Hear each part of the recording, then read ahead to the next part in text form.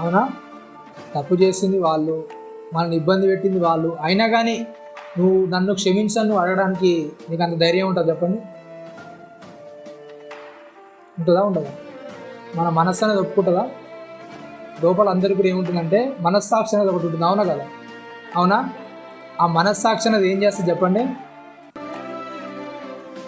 ఏం చేస్తుంది? ఒప్పుకోనివ్వదు, అవునా కదా? వాడు తప్పు చేస్తే మనం ఎందుకు తగ్గాలి?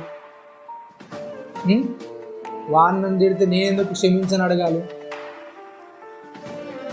అనుకుంటారా అనుకోరండి?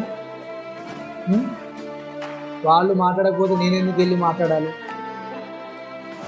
ఏమవుతుంది చెప్పి మన లోపల ఒక మనస్సాక్షి ఉంటుంది, దానికి సంతృప్తి కలిగేదాకా మనం ఏం చేయము, అవునా కదా? దాన్ని ఒప్పుకోవడానికి ఇష్టపడదు. ఏదో జరిగింది, ఏదో సందర్భం అయిపోయింది, అవునా కదా? నీకు తెలిసినప్పుడు ఏం చేయి? పోతే ఫోన్లే, వాడు కాకుండా 1000 మంది మాట్లాడతారు, అవునా కదా? నాతో పలకరించే వాళ్ళు చాలామంది, వాళ్ళు మాట్లాడకపోతే నాకేంటి? వాళ్ళొక్కరు పలకరించకపోతే నాకేమైనా తగ్గేది ఉందా? నాకేమైనా పోయేది ఉందా?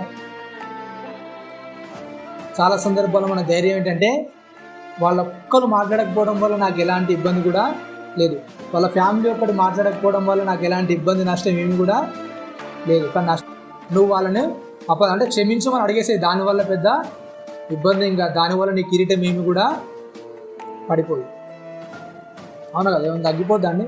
ఏమైనా అయిపోద్దా మన జీవితాల్లో? అవునా కదా? ఎవరో బయటలోకి వెళ్ళి మనం ఏం చెప్పాం కదా? గొడవలు తగాదాలన్నీ ఎక్కడవుతాయి చెప్పండి? బయట వెళ్తూనే అవుతాయా? ఎక్కడైతే చెప్పండి? మన వాళ్ళతో మన ఫ్యామిలీనే అవుతాయి, అవునా కదా?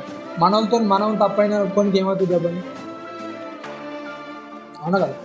మనల్ని మనం క్షమించమని అడుక్కోవడానికి ఏమైతే అంత బాధ ఏంటి మనకు? అవునా కదా? నీ బ్రతికున్నప్పుడు ఏం చేయాలంటే చెప్పండి? సమాధాన పడాలి.